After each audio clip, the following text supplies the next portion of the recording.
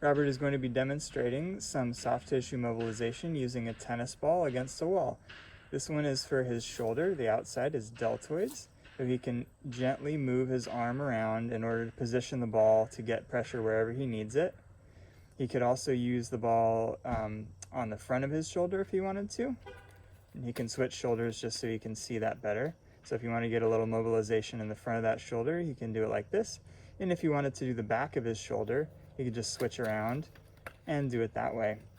If the tennis ball isn't offering enough resistance, he could switch to a firmer ball like a lacrosse ball or a solid rubber ball.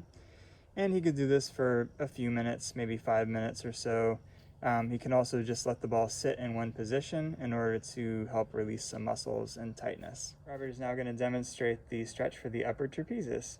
So he'll go ahead and choose one side and tip his head over to the side, gently placing his hand on the top of his head to give himself just a little bit of extra help. And I'm holding for roughly about 10 seconds. Yeah, you don't want to hold these ones too long. You can go ahead and do the other side if he wants to. If he wants to intensify this, he could go ahead and reach down with his opposite arm. He could even sit on that hand or just reach toward like the bottom of the chair and give it a little tug just to keep that opposite shoulder down. You can do several sets of this, probably 3 sets is good. And we'll let him not be inbound so he can do the other side as well. Again, and then we'll go ahead and transition into the levator scapulae stretch. So this one is going to be similar, but we're just turning our head on an angle. So he's going to turn about 45 degrees and then just look down gently. And you should feel a nice stretch kind of on the back side of his neck there. Again, using the hand very gently. Not all people find that necessary. You might get a good stretch without even using the hand. But if you need it, you can gently place the head on the hand on the head and allow it to help assist that stretch a little bit. Great. Now Robert's going to go ahead and demonstrate some work with the band. So this is the 6 planes of motion, or the 6 motions of the shoulder rather. So he's going to start with extension. He's going to keep his elbows pretty straight, and then he's going to grasp the band and then just go ahead and pull his hands down behind him, trying to get him past his body a little bit if he can. And slowly he'll bring the hands back up again to the starting position and repeat. So this is shoulder extension. Do maybe one more repetition of that one. Great. Now he'll switch to shoulder flexion, so he can just flip his body around and still hold with 2 hands. And now he's going to go ahead and bring his hands out in front of him into shoulder flexion. Once again, nice and smooth. With all of these, just as we talked about, you want to have your shoulder blades down and back, standing up in nice tall posture, maybe a little bit of engagement with the core, the abs, so that you're not swaying your back too much. Keeping a nice neutral posture as you go through all of these repetitions. Great, now let's go ahead and face the camera, and you can go ahead and do internal and external rotation. So first we'll do external rotation, so he'll use the outside hand here. And he's going to want to have a little bit of space under that right arm, and so there's a little bit of space from the elbow, and then he's going to go ahead and just externally rotate, bringing that hand out to the side, and then slowly bringing it back in. So this is rotation, external rotation of the shoulder, and you want to make sure you keep that little gap in between the elbow and the body. There you go. Space hold on the arm. Very good. And if you were to do internal rotation, we'll just have him switch arms so you can see what it's like on the other side. And now he's going to go ahead and internally rotate that arm and then let it come on back out again nice and slowly. And internally rotate that arm. That's it. It's actually the shoulder, sorry. And again, one more time, internally rotating. Good. Now from here, we'll go ahead and switch to adduction, so we can keep the band in that hand. He needs to take a step away so there's some tension on the band.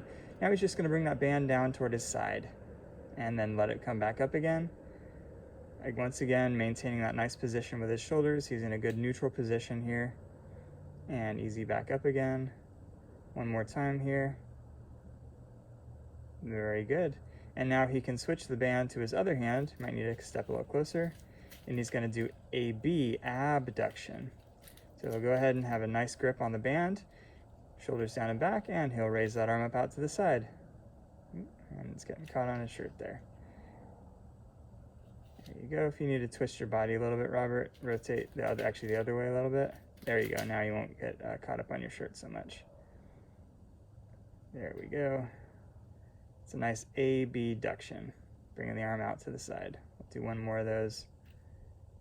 Great, and then the very last thing we're going to do is that other special exercise, which is horizontal abduction. So for this one, Robert's just going to hold the band in both hands out in front of him, his fist about shoulder height, roll the shoulders down and back, and then he's going to squeeze that band apart, trying to bring his shoulder blades together.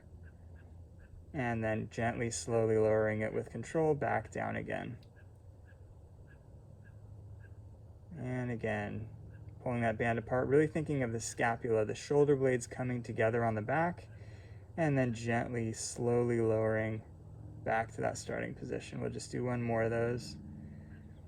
For all of these exercises, using a heavier band or often holding closer to where the attachment is going to increase the resistance. So that would be a harder way to do it. You might not be able to go quite so far. Yep, good. All right, thanks, Robert. And lastly, we're going to go ahead and do a foam roller release exercise. So first, Robert, he has the roller on the table, but normally you'd want to have this on the floor for sure.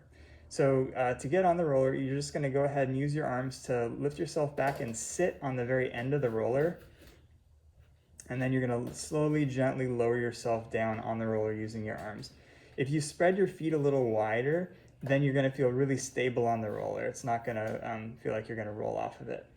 So you can just sit there for a minute or two, and actually just sitting there with your arms kind of down by your pelvis, that's a great way to relax. And you're going to feel your spine kind of lengthening on the roller and feeling both halves of the body kind of dripping over each side. So the rib cage is opening up. You can take some nice big deep breaths here and just relax. Now, once you feel like you've done that enough, you can go ahead and make some circles with your arms. So if you bring your hands down by the pelvis and then bring them up kind of over your head, you're going to make big circles. So he's coming out the sides, coming up over the head in whatever range of motion feels comfortable, and then come back down the middle.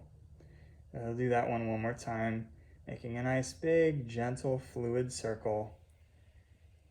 And his shoulder blades are going to be moving on his back, and he's going to be getting a little bit of a massage in the muscles between those shoulder blades.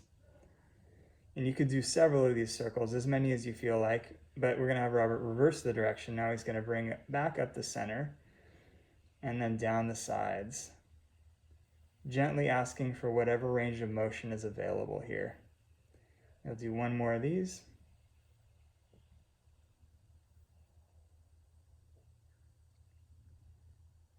And then he can pause right there in the middle and then just bend his elbows into like a 90-degree position and gently just let this really good, easy stretch in the front of the chest happen. So he should be feeling a really nice lengthening sensation across the front of his chest, right where he's showing you with his hands. And the whole time he wants to think about keeping his shoulders down and back. Yep, there we go. And just gently letting gravity kind of open up his whole shoulder girdle. And when he's done, he could, in this position, it's not a good idea to roll to the side, but if you're on the floor, you could roll to one side and then just gently lie on your back. But Robert's probably going to have to sit up here, so we'll let him go ahead and do that. There we go. And he can just gently, after you do that foam roller release, it's very nice to just lie on the ground for a moment. Your back should feel very relaxed and open. Chest should feel very open and relaxed as well. All right. Thanks, Robert.